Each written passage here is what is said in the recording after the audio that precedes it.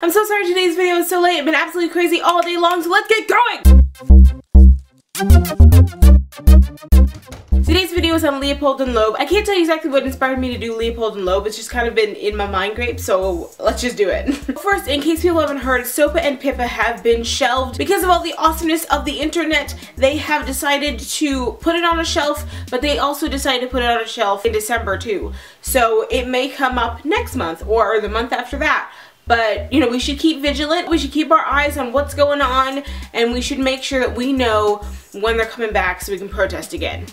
Got it? Awesome. Yes, there are people who keep protesting this, so the law's severity does keep getting diminished and diminished and diminished. They can't actually keep diminishing this law and have like a severely diminished version that will actually be okay with many people, including myself. They need to rewrite the entire law before we'll ever accept it. And I'd like to thank everyone who clicked the click to tweet link. It went out to the interwebs, and I was actually on the front page of a lot of news websites yesterday, so yay! Thank you guys so much. You guys are completely awesome. So back to Leopold and Loeb. Let's start off with Leopold. He was born in 1904. He was actually a child prodigy, was incredibly smart. For the IQ test of the time, he was actually marked at a 210. That's completely skewed from what our numbers would be today, but still for the time, that number was incredibly impressive. By the time he was 10, he'd mastered 9 or 10 languages. He was an incredibly skilled botanist and was actually a nationally recognized font of knowledge about birds. And was so smart they actually went to college at the age of 15. Now, Loeb was born in 1905. He was always a really charismatic kid, a lot of fun to be around. Both these boys were very, very rich, and from birth they kind of knew that no matter what they did, they'd have daddy's money, so life would work out with them anyway. But while Leopold, who was incredibly smart, couldn't really talk to anybody, so kind of threw himself into his studies to get better and better and better, Loeb was also really, really smart, but really didn't care and would rather loaf around. However, he had a tutor at home who was basically like, you know what, if you applied yourself just a little bit, you could be an absolute genius. So while other kids got to go outside and play cops and robbers, he had to stay at home and study, and he really resented his nanny for that, but he also graduated high school at 14. Nathan Leopold and Richard Loeb both went to college at the University of Chicago. First year, Leopold of course thrived, and Loeb, without his nanny to continuously push him, kind of fell to the wayside and spent most of his nights drinking and partying. It wasn't until the second year when Leopold and Loeb really started to become friends, even though it really kind of made no sense because Loeb was like this charismatic guy and Leopold was this guy who was kind of incredibly withdrawn, didn't really get the party scene, didn't really think it was all that great. Meanwhile, this is where Loeb thrived. And while it was Loeb who absolutely loved the concept of doing what he wasn't supposed to do, partying until all hours, not studying for his classes, and committing crimes, it was Leopold who actually was obsessed with Nietzsche and his idea of the Superman. This person who is above the laws of man, can do whatever he wants, you know, commit crimes or hurt other people, and he's not actually at fault for it because he is above the laws of man. And because Leopold was so incredibly smart,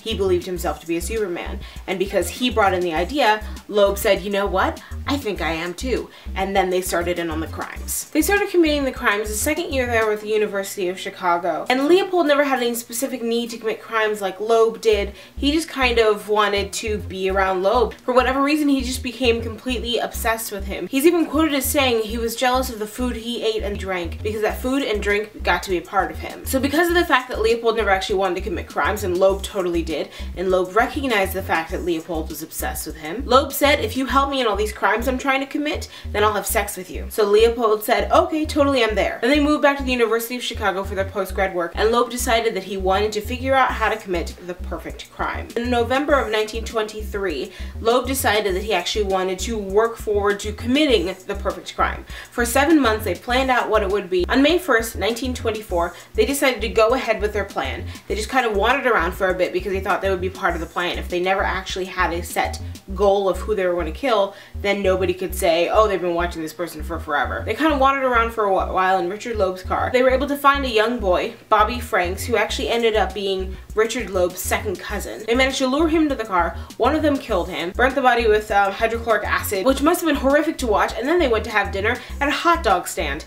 After that, they disposed of the body, called his mom to tell her that his boy had been kidnapped, and then they went and played cards all night. However, before the mom could pay a ransom, somebody found the body, at which point they burned everything that had anything to do with that body, got rid of the typewriter that wrote the ransom note, tried to clean up the car, but a detective who was working the scene and looking for clues around the body found a pair pair of glasses that had a special hinge on them, and only 3 people in Chicago had that hinge, and one of them was Nathan Leopold. They were both pulled in for questioning, both of them confessed, so that whole thing fell apart. They both got life for kidnapping and murder, especially since in their confession, both of them said that the other guy was the one who actually committed the murder part, so no one knew who actually did it. So then they were both convicted of murder. They both went to prison, and Richard Loeb, at the age of 33, got into a prison scuffle and was stabbed and died as a result of the injuries. Nathan Leopold, however, got out in 1958 and moved to Puerto Rico. There he studied botany for a little bit, and then he was a teacher, and then he had many other jobs because he kept mastering things and getting incredibly bored with them, up until 1963 when he died of a heart attack related to his diabetes. The weird thing about this case is, yes, the entire thing is totally weird. The partnerness, the Loeb being dominant over Leopold's obsessiveness. The weird part about it, however, is, you know, as we usually talk about, why do they do this? There was some sort of thing in their past. They were abused. There's something that made them really angry, that made them want to punch people. There was something about them that was like psychotic, or, you know, something caused this. There's literally nothing in Leopold or Loeb's history that points to this. They just did it. They just wanted to do it. There is literally no reason that I can even fathom for why they decided, you know, in November of that year that they were just going to kill somebody. It is literally the definitive crime that describes a thrill killing, and it makes no sense whatsoever, but they did it because they thought it would be fun.